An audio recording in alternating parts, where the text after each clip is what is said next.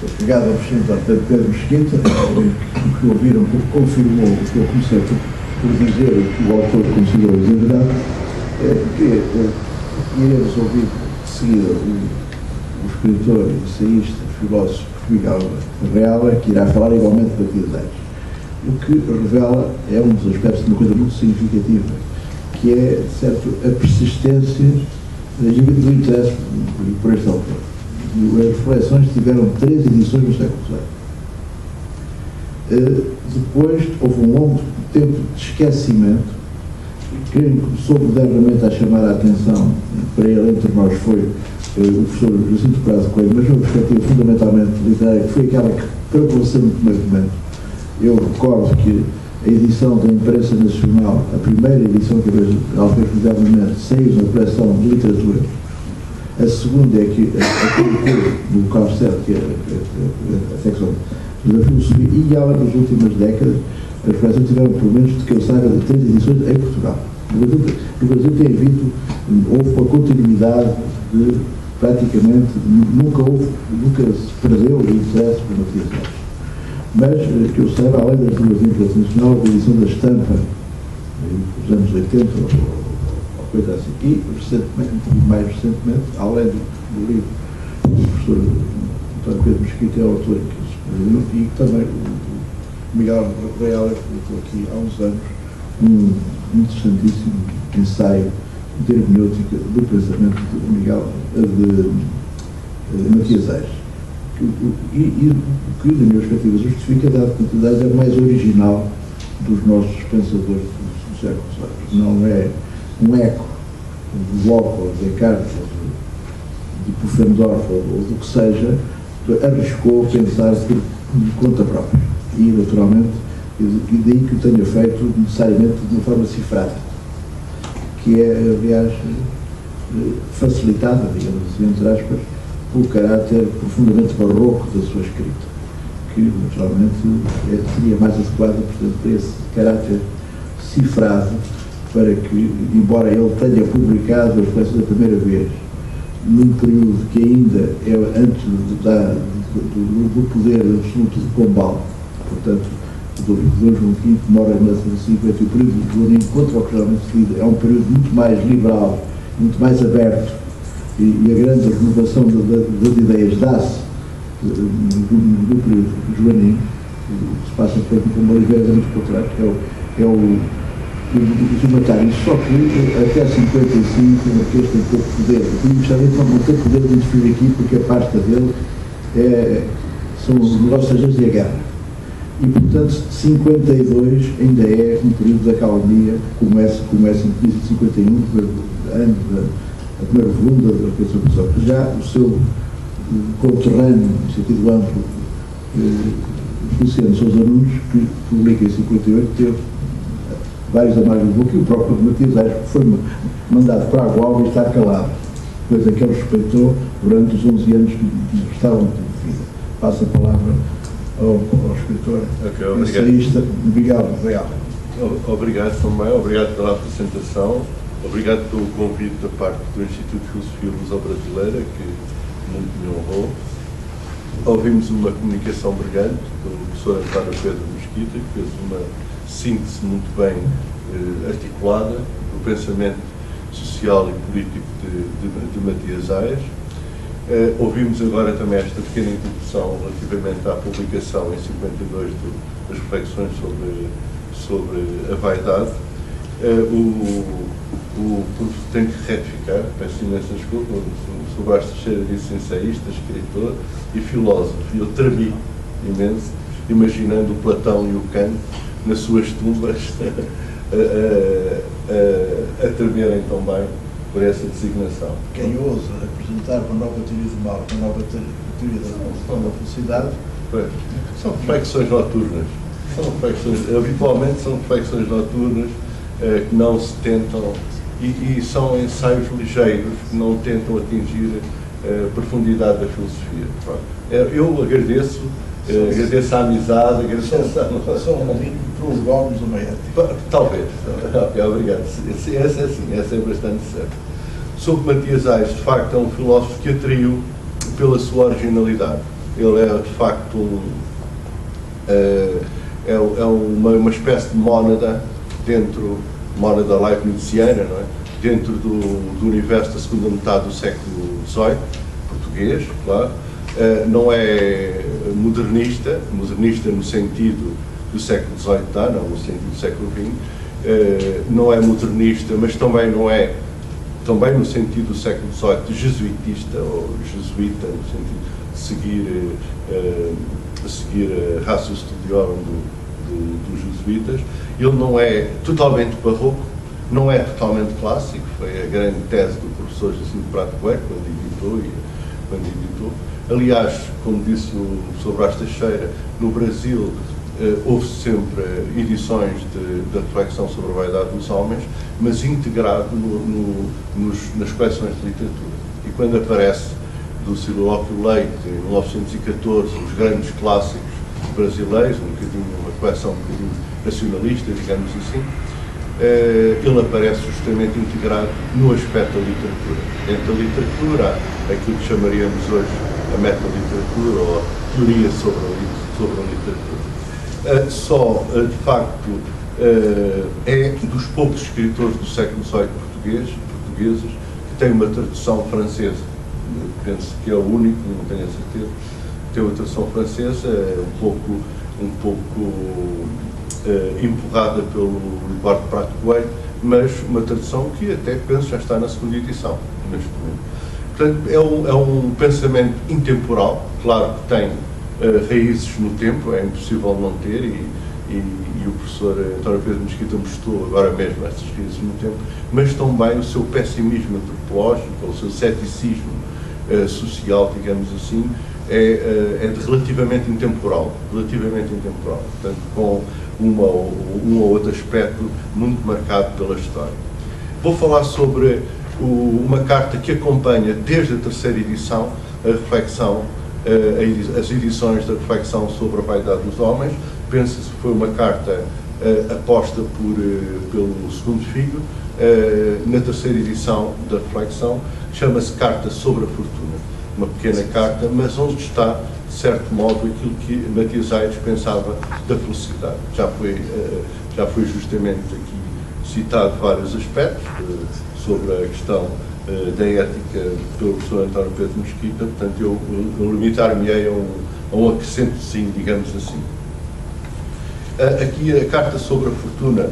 Fortuna tem o aspecto semântico do século XVIII, a configuração semântica do século XVIII, uma aventura, um destino que pode levar ou não à felicidade, o termo fortuna é entendido na carta, no seu sentido semântico habitual do tempo, sorte ou destino, e destino, não no sentido fatalista. Há uma parte da carta que parece que, aliás, foi censurada, justamente essa parte, mas no restante texto da carta não. Este destino é mais no sentido de alcance merecido. É uma expressão do Matias Aires, não é? Nós temos o que merecemos e o que fazemos por merecer. Não pode deixar de estar de acordo com um pensador que isto é um termo do século XX, mas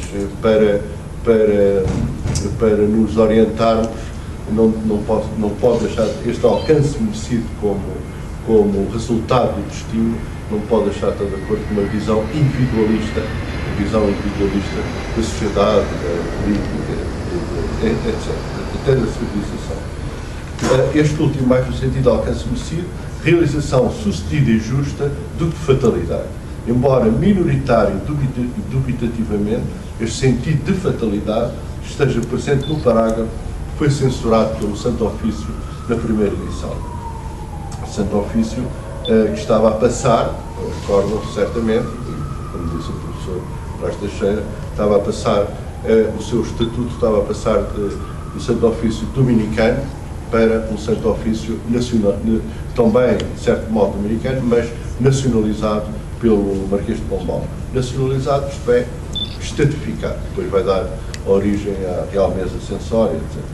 Postulando que a verdadeira felicidade portanto, deve ser interior, é uma frase de Matias Aires. Matias Aires, de acordo com a lição do seu livro maior, recusa substancializar a felicidade em atributos exteriores e sociais. Portanto, as características da felicidade não podem ser, não são, porque esse universo ideológico, numa linguagem nossa, faz parte da vaidade. A felicidade não pode ser atribuída, ou ter como atributo a honra, a riqueza, a fama. A honra, a riqueza e a fama são, para Matias Aires, máscaras da vaidade. Portanto, são atributos ilusórios. Se pode atingir, como ele, como sabem, é filho de um grande nababo, expressão também do tempo, brasileiro, luso-brasileiro, e da Rifana de Sousa, para criar de servir com 10 anos para São Paulo, e se integra nas últimas bandeiras na procura das minas de diamantes e acaba sendo um dos homens mais ricos do Brasil. E quando regressa para o continente, para a Europa, Portugal europeu, já não volta para a Rifana, que hoje chama-se Penafiel, fica a viver, compra um palacete perto da Sé, um pouco para cima da Sé, e fica ali a viver, emprestando dinheiro a nobres. O Conde de Ericeira socorre-se muito dele, de resto, na última parte nem paga, e acaba por comprar o título de provedor da Casa da Moeda, e que o filho vai continuar, e que depois há uma profunda zanga com o Marquês de Pombal, e um bocadinho nublada, tem a ver com questões da produção de moeda, em que o Marquês de Pombal pura e simplesmente tira-o da Casa da Moeda, e o Matias Aires vai para a Quinta da Agualva, então, como foi dito, e ali está, e é na Quinta da Agualva que escreve esta carta. Quinta da Agualva, que vive praticamente num silêncio e num recato quase de mosteiro, de tal maneira que conta-se, quando alguém vai lá à procura dele, ele o atende vestido de jardineiro, e portanto e diz: não está. O Matias Aires, que é ele próprio, não está, porque andava sempre vestido de jardineiro. Bem, portanto, a honra, a riqueza e a fama não dão como máscaras da vaidade, ou elementos da vaidade pessoal, não podem dar felicidade. A felicidade evidencia-se como uma espécie de autocontentamento ou autossatisfação nascido do respeito que a representação da pessoa ou do sujeito tem de si mesmo. Portanto, quando, acrescenta Matias Aires, palavras dele, quando não vem de uma falsa causa. Falsa causa seria o dinheiro, seria a nobreza, portanto, o brasão, o título, seria um grande professor, um grande arquiteto, todos o venerariam, e seria a falsa causa. Isto é, a felicidade, portanto, é um autocontentamento, é uma autossatisfação, nascido de uma causa interior. Uma causa interior. De tal maneira, como o João Jacques Rousseau, foi aqui falado bastante, diz que se houver alguém no mundo feliz, só ele o saberá, só ele, essa pessoa feliz, o saberá. Assim, Matias Aires poderia também subscrever. Porém, se a felicidade é interior, ela não pode estar dependente da fortuna, já que os efeitos desta, merecidos ou imerecidos, justos ou injustos, estão dependentes da interação social, a qual, sendo necessária como modo de sobrevivência, é igualmente intrinsecamente ilusória. Portanto, é um espelho de um espelho, ou imagem refletida num espelho, de um espelho, de um espelho, de um espelho, em que critério último da felicidade, eu. Portanto, o meu íntimo, do meu íntimo, não é? O meu íntimo. É neste sentido que se deve interpretar a frase emblemática de Matias Aires, que a fortuna é um encanto enganador. A fortuna é um encanto enganador. É um encanto porque atrai, porque dá grande autoestima, como dizemos no século XX, século XXI, autoestima às pessoas, porque produz um autorrespeito. A palavra autorrespeito, a expressão mais correta é amor próprio, no século XVIII, produz o amor próprio, mas é enganador, porque eu posso ser considerado feliz por motivos exteriores, como foi dito acima, exteriores, e verdadeiramente não o sou. Não o sou porque, sendo o exemplo que ele dá muito fácil de perceber, o exemplo também é um pouco ingênuo, mas é o exemplo que ele dá, quem procura a riqueza e quem ambiciona a riqueza e quem é rico mais riqueza adiciona, e mais riqueza adiciona, por um lado. Por outro lado, sentimento contrário, mas irmão gêmeo, procurando mais riqueza, também tem medo de perder a riqueza que atingiu. Ora, o sentimento, portanto, então a verdadeira felicidade é interior, tudo na sociedade são, como foi aqui dito, são jogos teatrais de representação da vaidade. A fortuna que assim nos faz sentir, mais não é a fortuna exterior, mais não é que a autêntica expressão da ilusão humana, ou, na terminologia metafórica de Matias Aires, é apenas a sombra menos escurecida da felicidade. Sombra menos escurecida da felicidade. Mais turbando a ação humana do que serenando. Isto, aquele que quer manter a riqueza e quer conquistar a maior riqueza, é um homem que parece feliz exteriormente, possivelmente ele será assim no século XX, quer dizer, temos que recordar que o século XVIII é um século da aristocracia, ainda profundamente aristocrática, não são as nossas categorias mentais, onde palavras como sucesso, ambição, têm muito fulgor hoje, mas então eram palavras não tão valorizadas no século XVIII, justamente porque as categorias mentais da aristocracia são radicalmente diferentes. Mais quietude, mais serenidade, menos turbulência de querer, possuir. Assim, para atingir-se a verdadeira felicidade, aquela que não está sujeita à mudança de toda a existência acumulada, necessário seria estancar a corrente do desejo.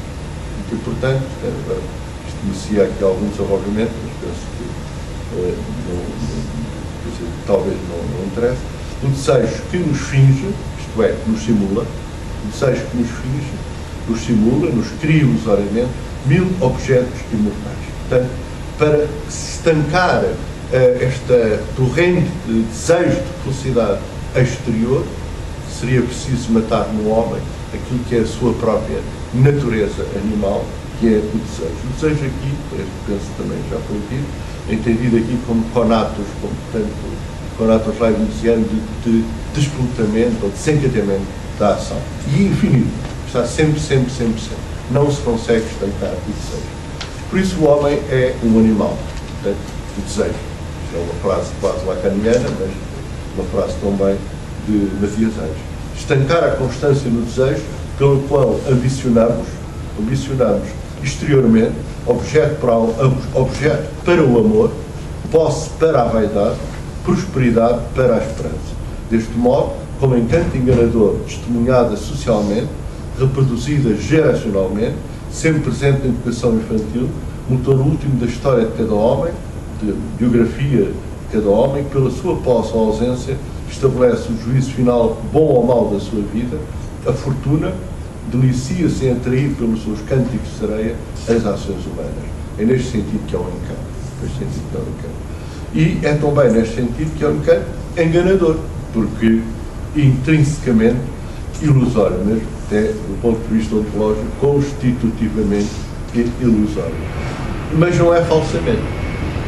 E isso corresponde também à natureza da ilusão. Seja Matias Aires, seja qualquer outro pensador, a natureza da ilusão tem justamente esta atração, este motivo de encanto, mas este encanto corresponde, ainda que não diretamente, indiretamente, corresponde ao elemento verdadeiro. Porque existe o desejo que me leva à riqueza, à honra, ao poder, ao desejo de poder, e tudo isso envolvido no manto da vaidade.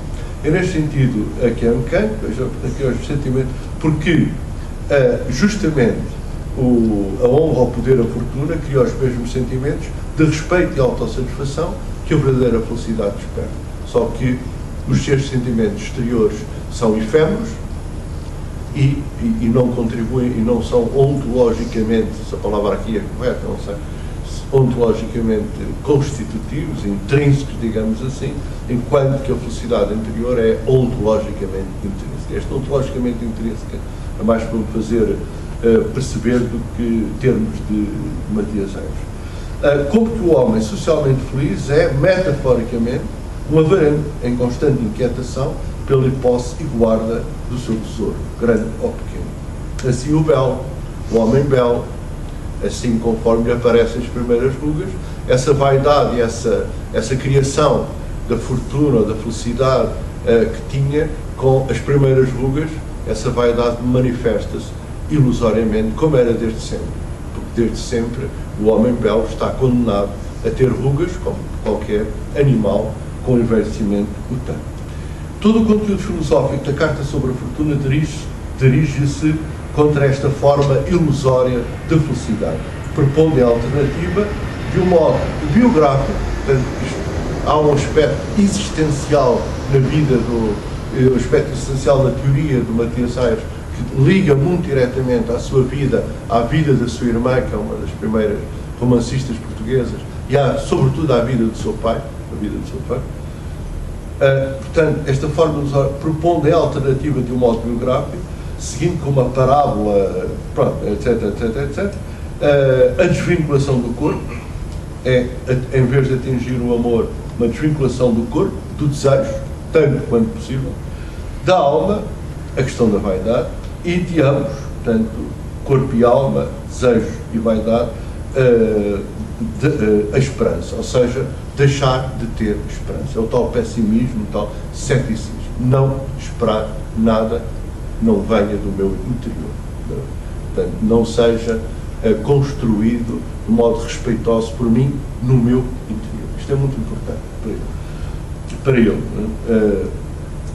Portanto, dos desejos sociais inerentes ao cumprimento. Ou seja, Matias Aires propõe uma desvinculação do encanto enganador da felicidade, no sentido de fortuna, que é o mesmo que dizer, das palavras de Matias Aires, propõe o ato ético do desengano. É uma espécie de imposição da vontade contra o desejo.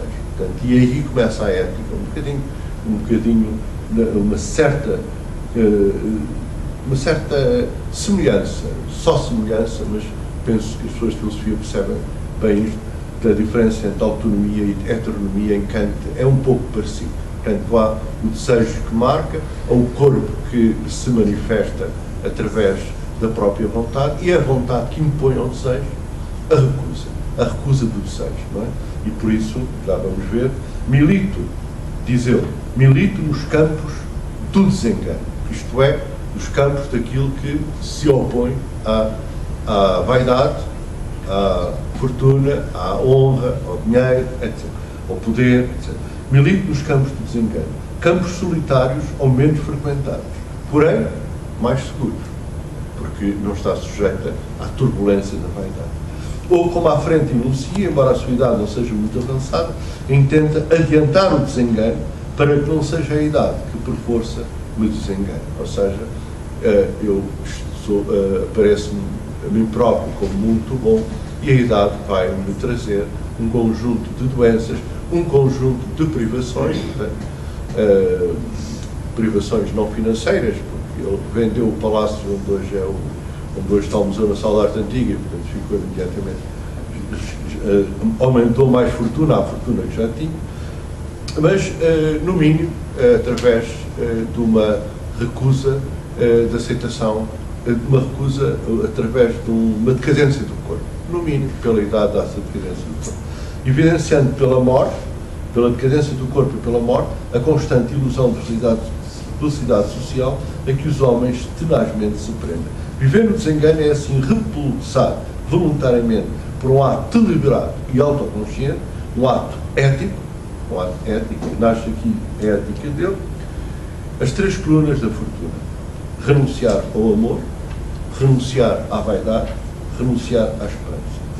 O Matias Aires nunca se casou, é importante, ele tem 2 filhos de uma empregada superior, digamos assim, mas de qualquer maneira uma empregada. O amor, a vaidade e a esperança. Diz ele, escreve ele, com o tempo perdi o amor, a vaidade e a esperança. Estou, pois, sem esperança, sem vaidade e sem amor. Estes eram os fortes laços que me prendiam. Já se quebraram, não sei verdadeiramente que me prende. Ele já está no, entre aspas, exílio da água-alva. Deixei os vícios do amor, da vaidade e da esperança, porque eles primeiro me deixaram. Isto é a alusão ao conflito com o Marquês de Pombal, que o retira totalmente, digamos assim, da sociedade. Amigos infiéis, esquecidos do meu passado obséquio e lembrados da minha ineptidão presente. Foram meus no tempo alegre, já me desampararam nesse tempo triste. Injusta recompensa de uma tirana sociedade. Isto é, os próprios amigos o abandonaram para não se darem mal com o Marquês de Pombal. Quem dissera que havia de deixar o amor ingrato, a vaidade sem vigor e a esperança desanimada. Portanto, se estes vícios me deixaram, reparem, chama de vícios ao amor, à vaidade, à esperança ela própria. Se estes vícios me deixaram, sendo meus ou sendo uma grande parte de mim mesmo, como pode a fortuna não deixar, não havendo sido minha? Aqueles nasceram comigo se criaram, provindo da minha natureza e consubstanciais a mim, ainda assim, sendo assim, já se apartaram. Portanto, para sintetizar, ele vai substituir o amor, a vaidade e a esperança, vai eticamente substituir o amor, a vaidade e a esperança. A vaidade é substituída pela solidão, pela interiorização consciente, não é? A solidão não é a mesma não é a nossa solidão dois, não é? Portanto, a solidão, a solidão é um cortar com as tentações sociais. Ele leva isto a sério, de tal modo que fica cerca de 11 anos lá, isolado na quinta da Agualva. Mas não está a dizer que todos vamos para uma quinta viver solitariamente. O que ele está a dizer é as tentações sociais, tudo que se possa entender por tentações sociais, devem ser cortadas. E cortadas de um modo radical e deixar-me, em tal interiorização, deixar-me aparecer a mim próprio. Portanto, do mesmo modo, esta interiorização é postulada no horizonte antropológico histórico concludente de que tudo é ilusão, de que a ação mais benigna ou maligna, igualmente, de ilusão não passa. Pronto, agora vamos ouvir. Contra o impulso físico do amor, a adesão à verdade. E a verdade é exatamente como a felicidade. Diz ele, palavras dele, a verdade só está no interior. Portanto, é um autorreflexivo, digamos assim, de quem nenhuma teoria convence. Portanto, são mais 2 minutos. Pode ser 2 minutos. É só acabar. É só para acabar. Portanto, eu não vou ler estas partes aqui. Finalmente, contra a esperança, a aceitação. Não resignada, mas lúcida, da morte. Portanto, contra a esperança, a aceitação. Como disse o professor António Pedro Mesquita, o Matias Reis propõe, tem a plena consciência de que o homem é um ser para a morte. Esta expressão, evidentemente, é do século XX, mas não fica mal. Contra a esperança, a aceitação, não resignada, mas lúcida, da morte. Consciente que na vida tudo ela nivela, findando com as ilusões criadas pelo amor e, sobretudo, pela vaidade. Assim, não vencidos, porque não podem ser vencidos, são, para utilizar agora uma expressão rápida, constitutivos da carne, do corpo, não vencidos, mas domados, amor, vaidade e esperança, perturbados e perturbadores desejos, consubstancialmente angustiam a existência humana na inquietação da sua consumação física e social, dão origem, assim, à serenidade própria da uniformidade ou neutralidade ética dos sentidos e dos sentimentos, em que consiste a felicidade interior, patamar ético elementar ou inicial de uma vida espiritual. Muito obrigado.